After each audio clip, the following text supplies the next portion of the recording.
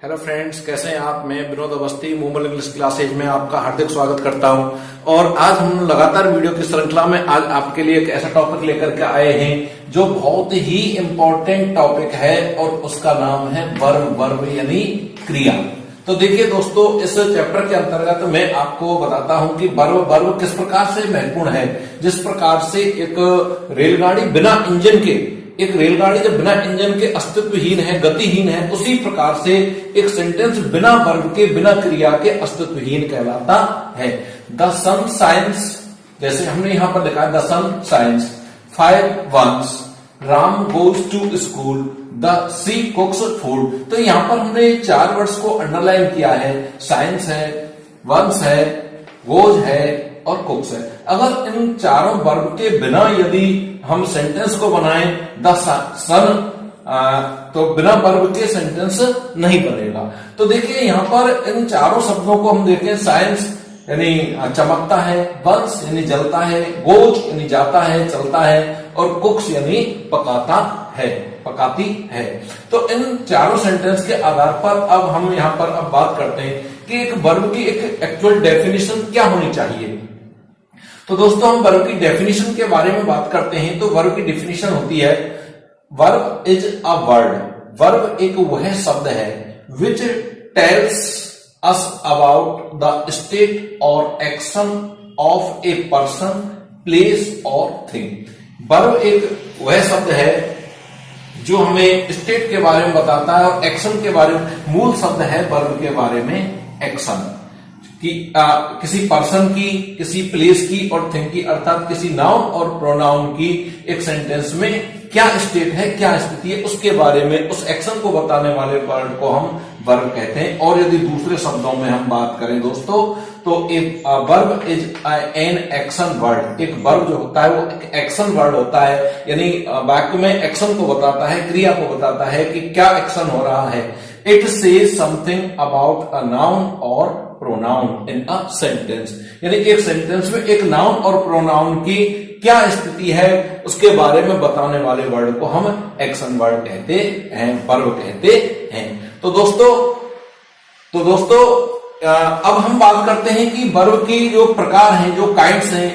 अब इसमें हम बात करेंगे आपको कि वर्ब के कितने कितने प्रकार हैं। तो हम आपको इस वीडियो के माध्यम से बताने जा रहे हैं। जी हाँ दोस्तों, वीडियो को लगातार देखते रहें, क्योंकि इससे संबंधित जो कंपटीशन है उनमें बहुत ज्यादा सवाल क्वेश्चन हमसे पूछे जाते हैं। तो आप बिल्कुल निश्चिंत हो जाएं। आपके लिए इस चैप्टर को हम जैसे फाइनाइट वर्ब क्या है, नॉन फाइनाइट क्या है, ट्रांजिटिव क्या है, इनट्रांजिटिव क्या है, और वीक वर्ब क्या है, स्ट्रॉन्ग वर्ब क्या है, ऑक्सिलरीज क्या है, मेन वर्ब क्या है, इन सारी चीजों को हम आज आपके लिए इस वीडियो के माध्यम से क्लियर कर देंगे। तो दोस्तों हम आगे बढ़ते हैं।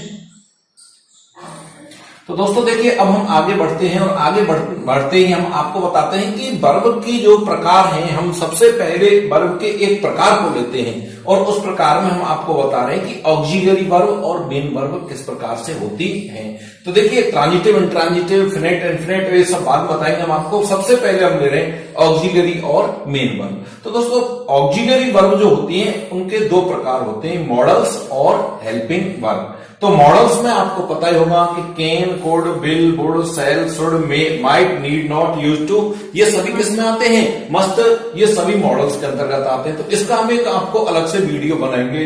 इनके यूजेज किस प्रकार से होंगे, कहां कहां इनके यूज होते हैं, किस स्थिति में यूज होते हैं। इसके बाद में ऑक्सिलरी का जो दूसरा रूप आ जाता है वह आ जाता है हेल्पिंग वर्ब, यानी सहायक क्रियाएं, जिसको हम हिंदी में बोलते हैं सहायक क्रियाएं। सहायक क्रियाएं देखिए वी की फॉर्म के रूप में इज, एम, आर, वाज और वर होती हैं। दोस्तों ये वी की फॉर्म होती है। वी की प्रेजेंट फॉर्म जो होती है वो इज, एम, आर होती है, वाज और वर होती है, पास्ट फॉर्म। इसके बाद में हैज, हैव, हैड, विल, शैल, ये सभी क्या होती हैं दोस्तों, हेल्पिंग वर्ब होती है। वर्ब एक ऐसा टॉपिक है दोस्तों जो बहुत ज्यादा कवरेज करता है, क्योंकि मैं पहले भी आपको बता चुका हूं कि वर्ब के बिना सेंटेंस एक बिना रेलगाड़ी वाले, बिना इंजन वाली रेलगाड़ी की तरह होता है। तो इसलिए वर्ब एक बहुत इंपॉर्टेंट रोल प्ले करता है। लेकिन आज आपके सारे कंफ्यूजन हम इस वीडियो में दूर कर देंगे दोस्तों। ये हमारा पार्ट फर्स्ट है, इसके बाद में पार्ट सेकंड आएगा, वर्ब का ही आएगा। आप वीडियो को लास्ट तक जरूर देखते रहें। अब दूसरी बात आती है मेन वर्ब। मेन वर्ब जो होती है ये मुख्य क्रिया होती है और ये ही हेल्पिंग वर्ब के साथ भी यूज की जाती है और बिना हेल्पिंग वर्ब के भी यूज की जाती है। तो देखिए मेन वर्ब जो होती है, अब पहले हमने मेन वर्ब को दो प्रकारों में बांटा है, स्ट्रॉन्ग वर्ब और वीक वर्ब। एक और इसका रूप होता है, हम पहले स्ट्रॉन्ग और वीक को बताते हैं आपको। तो देखिए दोस्तों, स्ट्रॉन्ग वर्ब कौन सी होती है, वीक वर्ब कौन सी होती है, इनमें दोनों में अंतर क्या है, क्योंकि एक बहुत ही माइनर सा अंतर है, लेकिन जो व्यक्ति इंग्लिश से संबंध रखता है उसको इन चीजों की नॉलेज होना मस्ट है, क्योंकि किसी भी एग्जाम में किसी भी प्रकार से कोई क्वेश्चन पूछ लिया जाता है। फिर भी अगर आपसे रिलेटेड नहीं है तो आप अपने बच्चों के लिए भी इस वीडियो के माध्यम से वर्ब की पूरी जानकारी दे सकते हैं। तो स्ट्रॉन्ग वर्ब के रूप में यदि हम बात करें दोस्तों, तो देखिए स्ट्रॉन्ग वर्ब कौन सी होती हैं, वे क्रियाएं जिनकी सेकंड फॉर्म और थर्ड फॉर्म बनाते समय उनमें यदि डी, ईडी या टी ना लगाकर किसी वॉवल में परिवर्तन किया जाता हो। यानी ऐसी क्रियाएं दोस्तों, पुनः मैं रिपीट कर रहा हूं अपनी बात को, कि वे क्रियाएं, वे वर्ब स्ट्रॉन्ग वर्ब कहलाती हैं जिनकी सेकंड फॉर्म या थर्ड फॉर्म बनाते समय, जो पास्ट पार्टिसिपल हम बनाते हैं उसको बनाते समय यदि क्रिया में डी, ईडी या टी ना लगावें और बिना लगा करके वॉवेल में परिवर्तन कर दिया जावे, तो वो वर्ब कैसी कहलाती हैं, स्ट्रॉन्ग में। आपको इनके एग्जांपल दे रहा हूं अभी कि स्ट्रॉन्ग वर्ब कौन सी है, वीक कौन सी है, और ऐसी क्रियाएं कौन सी हैं जो स्ट्रॉन्ग भी नहीं है और वीक भी नहीं है, अर्थात वो तीन फॉर्म में सेम चलती हैं। अब बात करते हैं हम वीक वर्ब की दोस्तों।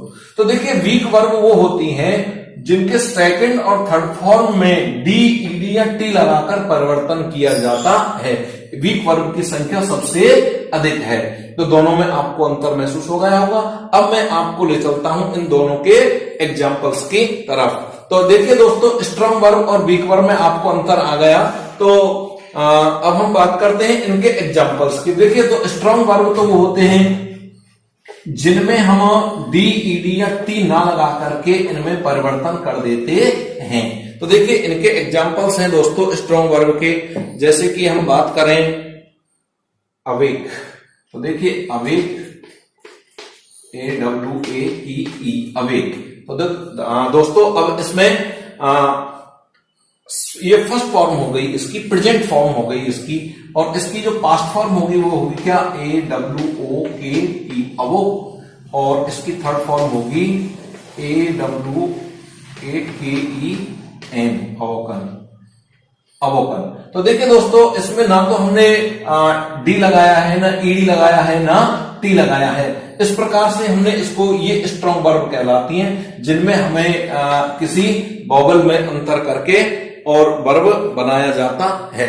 इसी प्रकार से हम बात करते हैं दोस्तों, देखिए और वर्ब्स जो हैं, आप भी इस प्रकार की एक सूची बना सकते हैं। ब्रेक है, BREAKE, break, break, broke, broken है। और इसकी देखिए ईट है, ईट, एट, ईटन है। और इसके साथ में ड्रिंक है, ड्रिंक, ड्रिंक, ड्रंक। और इसके साथ में हम बात करते हैं फॉरगेट है।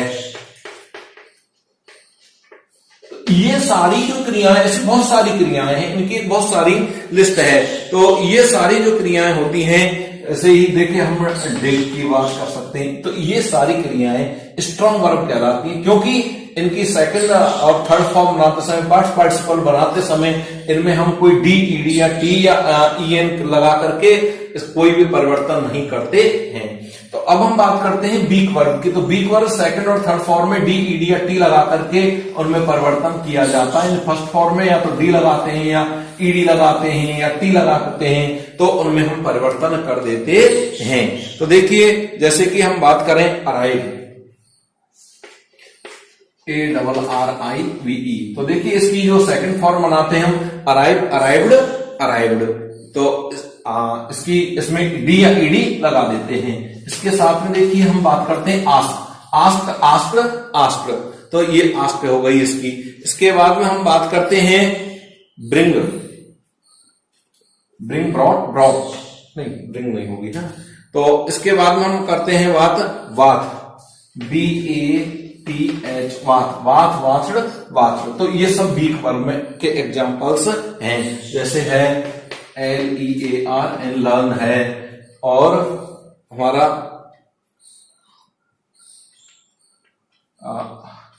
लाई है, झूठ बोलना है, तो ये सभी जो होती है हमारी वीक वर्ब के अंतर्गत आती हैं। अब इसके बाद में दोस्तों हम बात करते हैं इसके दूसरे प्रकार की, यानी एक तो हो गया हमारा ऑक्सिलरी वर्ब और मेन वर्ब। अब हम बात करते हैं इसके ट्रांजिटिव और इंट्रांजिटिव। वीडियो को लगातार देखते रहे, हमारे साथ बने रहे दोस्तों, वीडियो ज्यादा लंबा नहीं होगा। अब हम बात करते हैं ट्रांजिटिव और इंट्रांजिटिव वर्ब।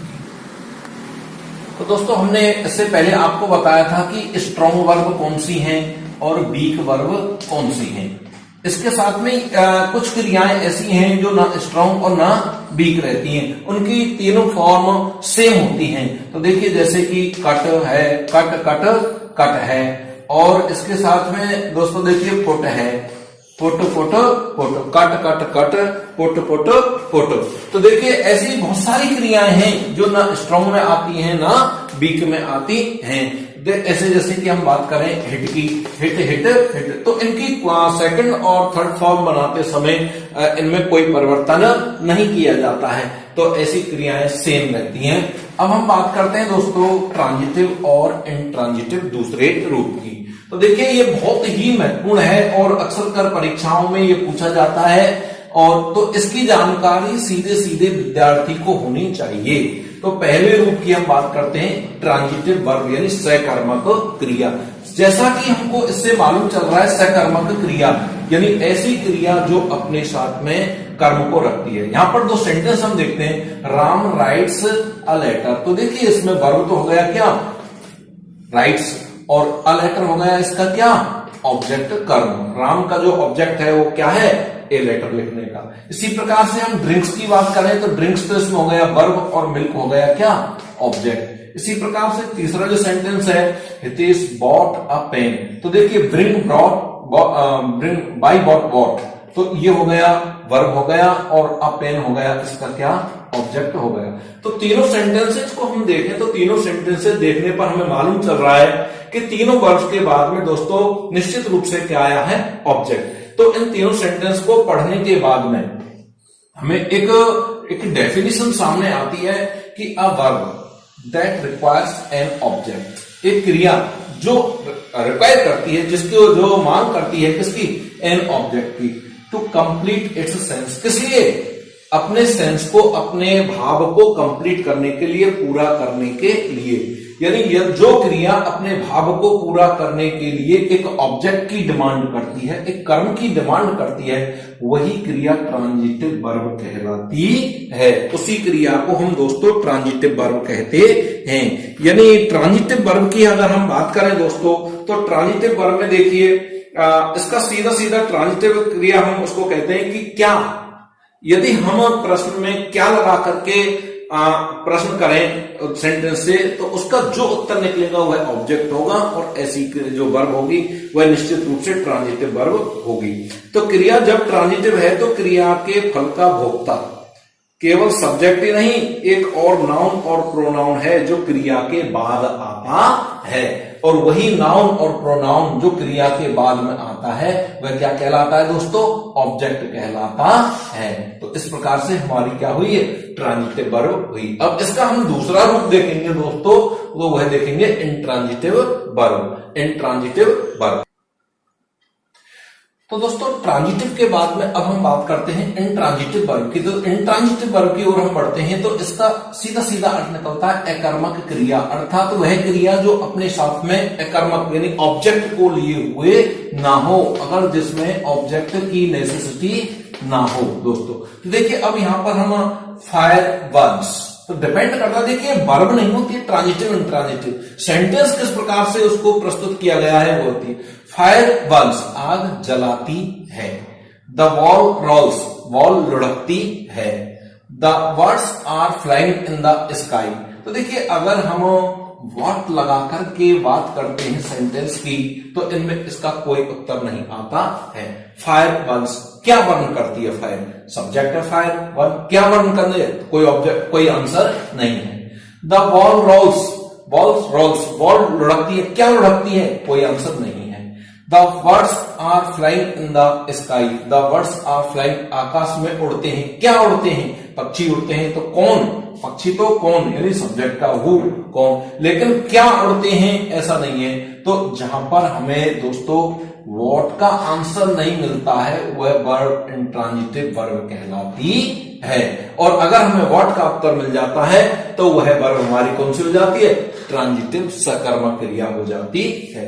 तो इन तीनों सेंटेंस के आधार पर अब हम बात करते हैं दोस्तों इसकी डेफिनेशन की, इसकी परिभाषा की। तो अब verb that does not need an object, ये मूल है इसमें। अब वर्ब एक क्रिया दैट डज नॉट नीड, जिसको आवश्यकता नहीं होती है, एन ऑब्जेक्ट, एक ऑब्जेक्ट की, एक कर्म, टू कंप्लीट सेंस, किसके लिए, अपना सेंस, अपना भाव कंप्लीट करने के लिए, जिसको एक ऑब्जेक्ट की आवश्यकता नहीं होती है, कर्म की आवश्यकता नहीं होती है, वह वर्ब इंट्रांजिटिव वर्ब कहलाती है, वह क्रिया अकर्मक क्रिया कहलाती है। तो इस प्रकार से आपने देखा कि हमने इस वीडियो में आपको strong verb, weak verb, auxiliary verb, main verb, transitive और इंट्रांजिटिव, इसके साथ में दोस्तों आप इस श्रृंखला में हमारी लगातार वीडियो में अगली वीडियो इसी का जो पार्ट ए होगा, ये तो हमारा दोस्तों होगा इसका पार्ट ए है, ये इसका पार्ट ए है, और इसी वर्ब का हमारा पार्ट बी आएगा, जिसमें हम आपको फाइनाइट, नॉन फाइनाइट और कॉजिटिव वर्ब, जो बहुत ही महत्वपूर्ण पार्ट है इसके, उनके बारे में हम आपको बताएंगे। इसी के साथ साथ में हम आपको एक पुस्तक के बारे में बता रहे हैं दोस्तों। ये जो पुस्तक है इंग्लिश सेकंड ग्रेड के लिए बहुत ही लाजवाब, बहुत ही सरल सुंदर भाषा में, इसमें जो टॉपिक दिए गए हैं वो ग्रेड सेकंड जो राजस्थान में भर्ती हुई है उसके लिए, और इसमें सारी L1 L2 के लिए भी इसमें बहुत सारे टॉपिक हैं। इसके साथ में मूमल पब्लिकेशन ने ये बुक निकाली है दोस्तों, मूमल पब्लिकेशन से ये पुस्तक जारी हुई है, और इसमें आप देखेंगे तो इसके अंतर्गत दोस्तों इंग्लिश का जो पेपर सेकंड है वह है, जिसके लेखक के रूप में आपके लिए VK अवस्थी और रवि आचार्य जो बहुत बड़े यूट्यूबर हैं, हमारे दोस्त हैं, उन्होंने दोनों ने इसका लेखन किया है दोस्तों। अब इसके आप यदि हम सिलेबस की बात करते हैं तो सिलेबस दोस्तों RPSC के अकॉर्डिंग इसमें देखिए सारे टॉपिक इसमें स्पष्ट रूप से दिए गए हैं। लेकिन इस बुक की जो सबसे खासियत है दोस्तों, इस बुक की जो सबसे खासियत है वह यह है कि इसमें तीनों पार्ट्स जो है सिलेबस के, grammar, usage, literature and teaching methods respectively इसमें दिए गए हैं। जो सबसे महत्वपूर्ण बात है कि प्रीवियस जो एग्जाम्स हुई हैं 2011 की, 2013 की, 14 की, 16, 18, 19 की, उनके जो एग्जाम में जो प्रश्न पूछे गए थे और उनके हर टॉपिक के अंत में उन प्रश्नों को इसमें दिया गया है। तीसरी इसकी जो खासियत है दोस्तों इस पुस्तक की, simple language with Hindi translation. जी हाँ दोस्तों, इसमें जो लैंग्वेज दी गई है वह बड़ी ही सिंपल है और हिंदी ट्रांसलेशन में दी गई है। और सबसे और इसकी जो चौथी खासियत है, model question paper with important question. इसमें एक मॉडल पेपर दिया गया है जिसमें बहुत ही इंपॉर्टेंट क्वेश्चन दिए गए। और पांचवी जो इसकी विशेषता है दोस्तों वह यह है कि about 100+ objective question each topic में दिए गए हैं। और एक जो सबसे बड़ी बात है कि यह पुस्तक जो मूमल पब्लिकेशन ने जारी की है, यह पुस्तक RPSC द्वारा जो 10 मई 2022 को हमारा नवीनतम पाठ्यक्रम आया था, उसके आधार पर इसमें सारे टॉपिक्स एकदम क्लियर दिए गए हैं। जी हाँ दोस्तों, तो ये जो पुस्तक है आपको मार्केट्स में अवेलेबल है इस समय। आप यदि द्वितीय श्रेणी परीक्षा की तैयारी कर रहे हैं और या फिर इंग्लिश से आपका विशेष लगाव है, तो इसमें ग्रामर के वो सारे टॉपिक दिए गए हैं दोस्तों, जो इस पुस्तक में जो सेकंड ग्रेड के लिए या सामान्य जानकारी, सामान्य इंग्लिश के लिए बहुत महत्वपूर्ण है। जैसे पार्ट्स ऑफ स्पीच है, आर्टिकल डिटरमाइनर्स है, टेंसेज है, सब्जेक्ट वर्ब एग्रीमेंट है, प्रीपोजिशन है, ट्रांसफॉर्मेशन ऑफ सेंटेंस है। ये ट्रांसफॉर्मेशन ऑफ सेंटेंस बहुत ही सरल लैंग्वेज में, और इसका जो सबसे दमदार टॉपिक है दोस्तों वह है कि वर्ड स्ट्रेस और फोनेटिक सिंबल। जो फोनेटिक सिंबल और वर्ड स्ट्रेस है इसमें बहुत ही सुंदर तरीके से, बहुत ही अच्छे तरीके से इसमें बताया गया है दोस्तों। तो मैं विनोद अवस्थी आपके लिए एक बुक का सजेस्ट करता हूं। अगर आप द्वितीय श्रेणी में यदि आप परीक्षा दे रहे हैं तो दोस्तों आप इस पुस्तक को अवश्य ही मार्केट से परचेज करें, आपको निश्चित सफलता मिलेगी। ये मेरा विश्वास ही नहीं अपितु मैं आत्मविश्वास के साथ में कह रहा हूं दोस्तों। यदि इस पुस्तक को इस पुस्तक को यदि आपने अच्छे तरीके से समझ लिया और इसकी जो गुण रहस्य की बातें उनको यदि आपने अपने अंदर उतार लिया तो इस पुस्तक में निश्चित रूप से आपको सफलता मिलेगी। इसी के साथ में आप अगला जो पार्ट आएगा हमारा वर्ब का, वह पार्ट बी के लिए आप रेडी रहें दोस्तों। जय हिंद, जय भारत, गुड बाय।